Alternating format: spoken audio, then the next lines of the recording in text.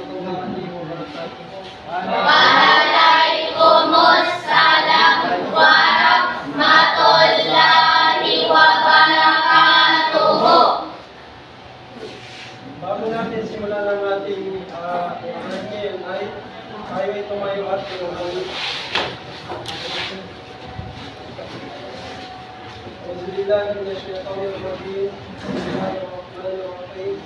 Alhamdulillah, Rabbil Alamin. Ar-Rahmanirrahim. Maliki yawmiddin. Iyyaka na'budu wa iyyaka nasta'in.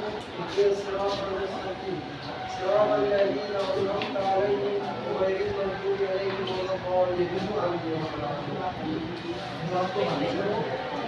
Okay, magandang umaga sa lahat.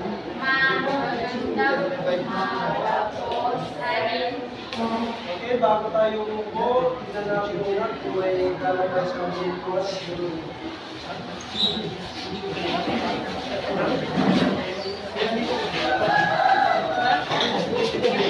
Okay, maaaring tayo.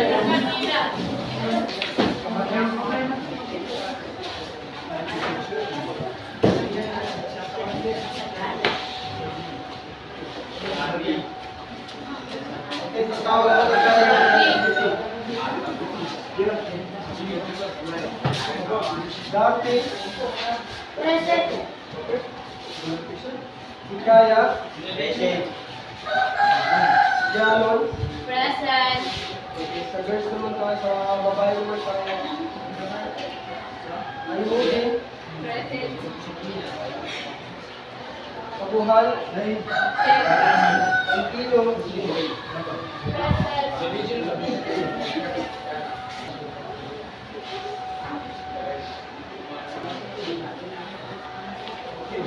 ano ba ang napag-aralan natin yung nag-aralan doon sa maraming talipunan?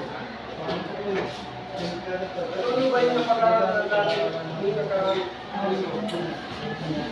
Pag-inalan yung nag-aralan natin.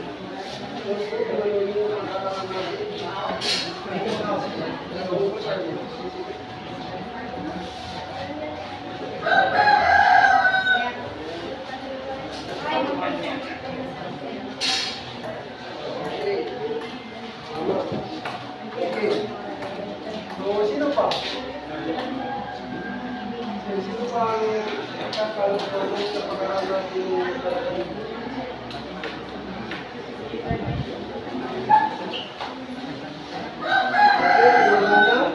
meron na pa ditong larawan ng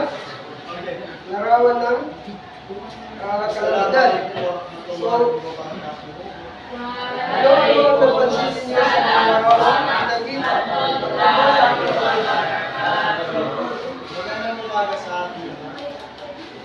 Okay, may apoy, tama. So, ano pa? Okay, din doon. Tama. Ano pa? Tsunami. Baha. Ano pa? Okay, mga bahay na nalulog. Tama. So, dito, sa larawan ito ay nagpapakita ng mga nangyayari sa ating bansa. Bago doon, is mag-attendance muna tayo, tatawasin natin yung mga pangalan. Okay, pwede na po tayo. Sa lalaki, Bilon, Lokani, Lokasi. Nangyayari sa ating bansa, merong Paris, John, tsunami, mga bahay na nasira, saka baha. Nagli, Muhammad. So, pangalawang katanungan. Ano ang iyong nararamdaman? Apa ang pinagpapasdan ng mga nararamdaman ito? Adi. So, ano pa? Sa babae. Pagindaan, Barkani. Ano pa ang nararamdaman? Ano nararamdaman ito? Apa ang pinagpapasdan ng nararamdaman ito? Mangulamas, Naira. Diba kung titignan natin ay marami tayo sa Dato Janina. Tama yung sabi niya ng athlete daw. Tapos, hindi din natin ay nakakalungkot kasi nga kahit na nangyayari din sa atin dito sa Pilipinas, na nangyayari sa atin na doon, sa kana, yung baha, yung indol, dito sa bukol ka na natin sa nangyayari sa atin dito. So ngayon, so ng bulkan. Ngayon naman, ang pag-aaralan natin sa ngayon ay lokasyon at physical na kapangyarihan ng Timog Asya. Okay, ano ba yung lokasyon at physical na kapangyarihan ng Timog Asya? Sa inyong inuka, lokasyon at physical na kapangyarihan ng Timog Asya. Okay. So, ang pag-isahan natin alamin ngayon ay patungkol sa lokasyon at physical na katangian ng Timog Asya. So, ang layunin nito ay matutungkol ang lokasyon ng Timog Asya at physical na katangian ng rehiyon. Masatalakay ang epekto ng katangian physical ng Timog Asya sa pagbuhay ng mga tao. Naipaliwanag ang mga mahalagang ginagampanan ng katangian pisikal ng Pilipinas at ng rehiyon sa pagbuo ng sinaunang kasaysayan at kalinawan ng mamamayan sa Pilipinas at Timog Asya. Sa Mesopotamia, Ngayon naman ay aalamin natin, tutukoy natin kung ano ang bumubuo sa mapa ng Asya. Kung ano ang bumubuo sa mainland Southeast Asia at insular Southeast Asia. Pagkita ng mga ilog at mga kupres. So, nakikita Ito nyo naman yung mga bahagi nila. So, dito banda ay yung saan umusbong ang mga unang kabihasnan. mainland Southeast Asia. Dito naman sa kabila Kabihasnan sa fertilization. Okay. insular Southeast Junior Asia. civilization Okay, 3,000 so, aalamin natin BCC kung ano ang bumubuo sa nasabing na nagkataon ng 3,500 plus. aalamin natin Wala pa mga kung ano ang bumubuo sa mainland Southeast Asia at insular Southeast Asia. Or wala pa mga kaya na So, dito ay ganito mga nahati sa dalawang bahagi. mga balat ng mga kahoy. Okay. Nahati sa dalawang bahagi Sa akali ng ng Timog Silangang Asya. 235 Ang mainland Southeast Asia BC ay at insular Southeast Asia. imperyo na pinamunuan. So, ang mainland Southeast Asia Ito o sa Timog Silangang Asya ay Tinikilala siya namumuno sa Myanmar Empire. Thailand. Kabilang naman sa 2350 BC. Ito yung mga siya. karta ito, yung Myanmar, saka Thailand, Laos, Cambodia, Ang Vietnam, Civilian Singaporian Empire. Ito Italurat bahagi ng Malaysia. Ito Ano sabi mga lugar Marawi. ito yung Noon, bumubuo sa 1810 mainland sa Southeast Asia. Ito yung mga nasabing kilala lugar siya sa Port of yung Law. Ang si Myanmar, Thailand, Marawi ay Laos, Cambodia, siya yung Vietnam at famous or Singapore. kilala siya ng paggawa ng mga law or Ang paggawa ng mga so, batas. ang insular Southeast Asia naman ay binubuo ng mga bansang Indonesia, Mosaic of Law of Bible. Pilipinas, Malaysia at Murabi. Brunei, Darussalam at Timor-Leste. So, dito sa Pilipinas ay dito tayo dito nagbanda sa 1,600 kasi insular umusunod tayo Southeast sa Asia. So, pagsasalangay yung ng mga Pilipinas pala ay dito dito yung siya malapit sa ito yung mga insular Southeast Asia. pagbagsak ng dahil ng pagsasalangay ng mga kapisanan ng India. So, ngayon naman ay tatalakayin natin ang lokasyon at Nagsimula noong geographiya ng Timog Silangang Asya at epekto ng katangiang pisikal ng Timog Silangang Asya sa pamumuhay ng mga tao. So, ang Timog Silangang Asya ay isang rehiyon Asia na nagtatagpuan sa pagitan ng India at Karagatan. So, ngayon, ang tatalakay naman natin ay patungkol sa lokasyon, physical na katangian ng Timog Silang Asia at epekto ng katangian physical ng Timog Silang Asia.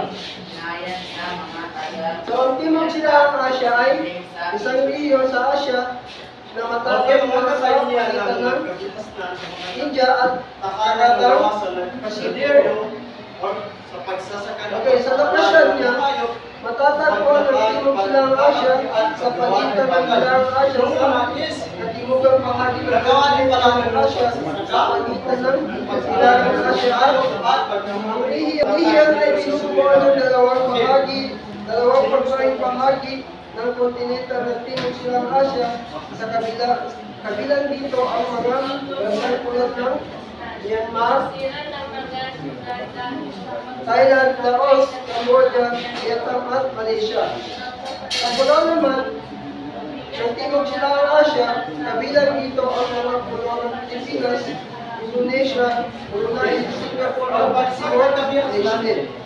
Pagsisira ng mga Sa physical naman na katangian, sarami ng mga noong 1,500 sa BCE. physical na katangian, Ito yun. mga bulok at Katalian. Ito naman yung ang rehiyon ay may maraming punto. pagsalakay, Pinungan ng mga Aryan ng Himalayas na 1,500 BCE. Okay. Sa paglikas ng mga tao mula sa Dawa, pagkasira ng Araba, is talagang So ngayon naman, nakapaglikas sila kasi nakapagsak yung mga harapan nila o pagsisira ng ngayon naman ay ang Okay.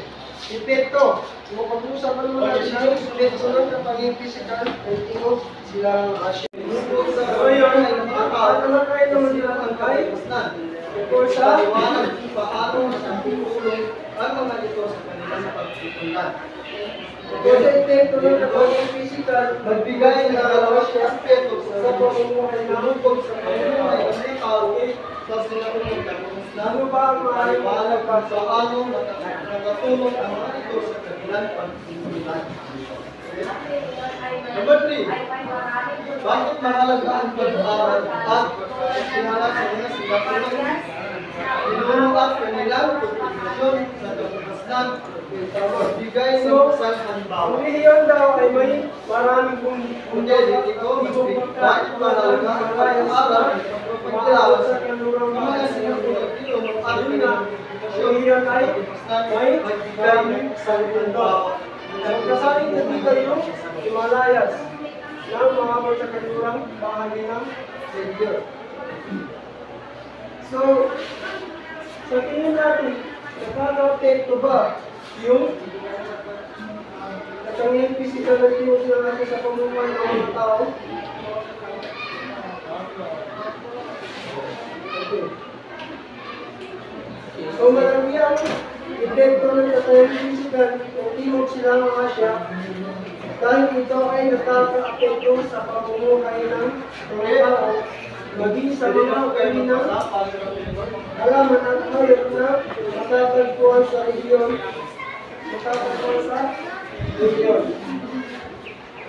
So, ang katangian physical ay Timog Silang Asia ay ang nasa dito ay epekto sa pamumuhay ng mga at tao. aralin doon sa lunan sa bahay hindi sa loob ng classroom. Ang una ay Sumulat ng isang salitan na mayroong 300 or 500 na salita tungkol sa kapiling kabilusnan, kaya matutulungan ang mga sabuhayan.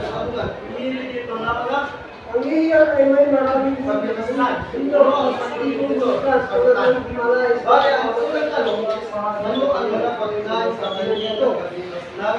Ang limang part ay isang kabilang na zona Ano ang mga patibong lukas ang kabilusnan ito sa dumadaan sa Timog Silang Asia kaya't marami itong patibong lukas.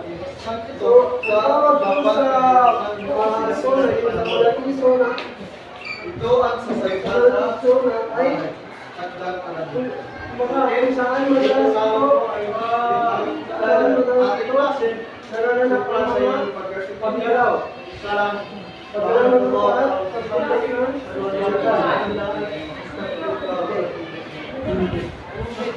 So, number 2, mga ilapat, lawa. So, makikita sa ninyo, ang ilaw, bekong, ilaw, irawadi at ilaw.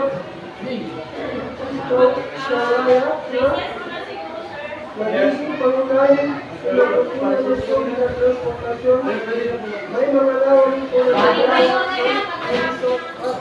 Samudra.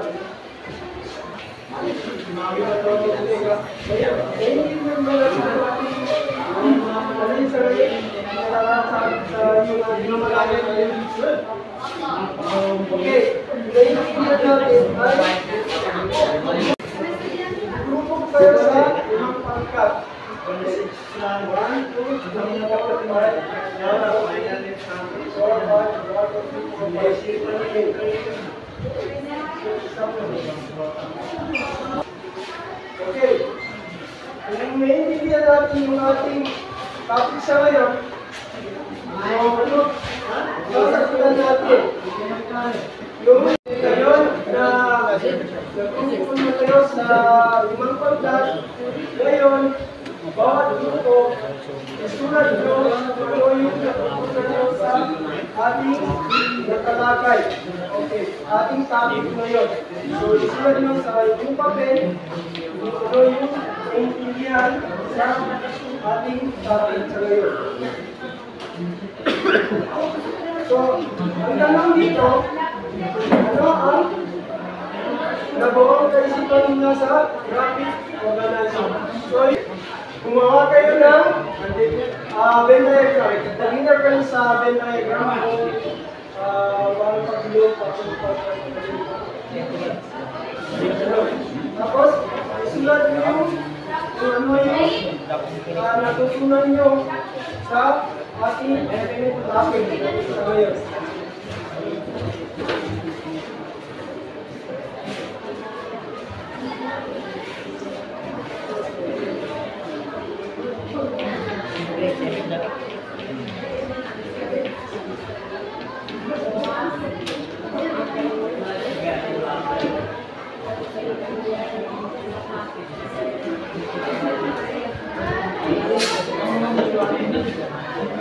Okay, tapos na ba?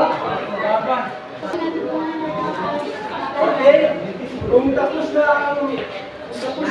ipasa ng teacher. Yung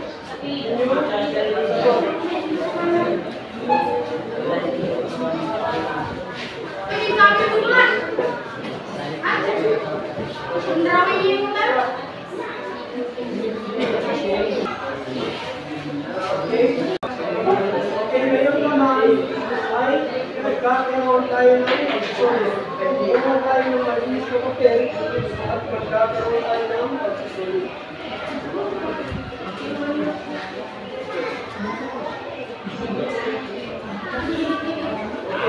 Okay, so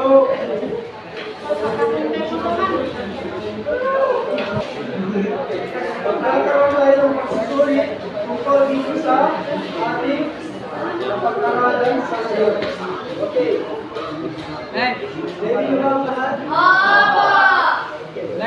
So, unang katanungan, ito ay isang malawak na zona kung saan madalas naganap ang mga paggalaw ng lupa at pagtutok ng lugar.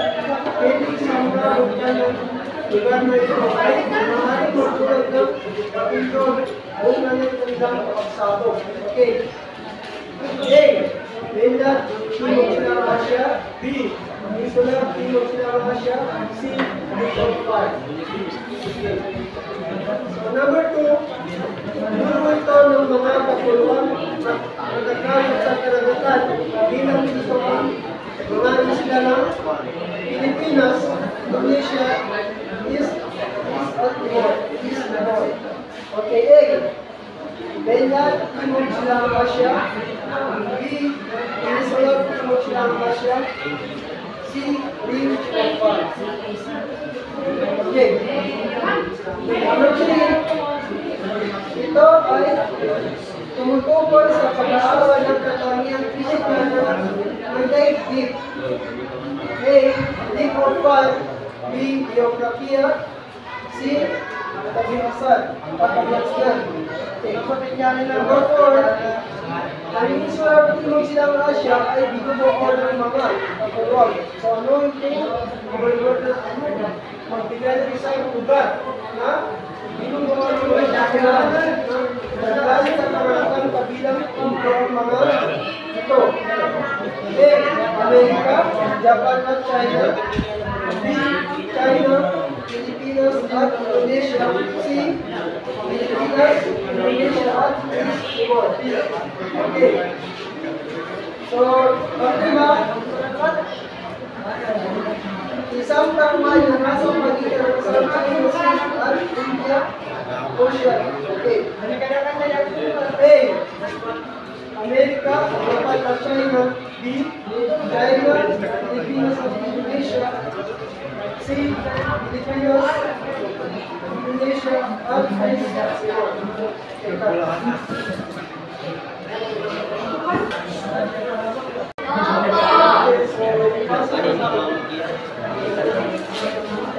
Hindi ka ba ada?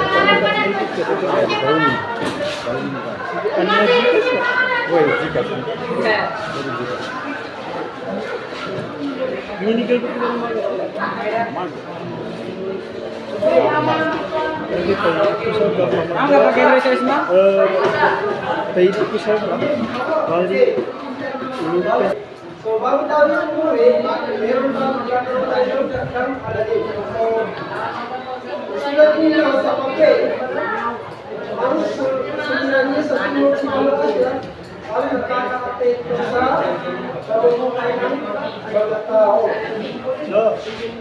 At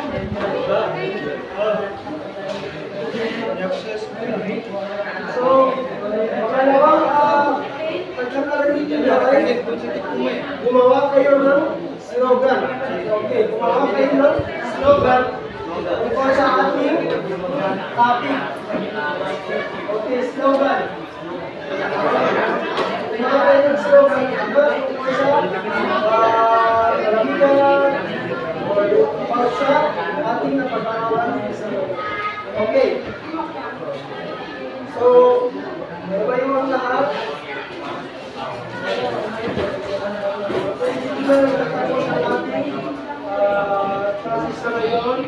Maraming salamat sa inyo.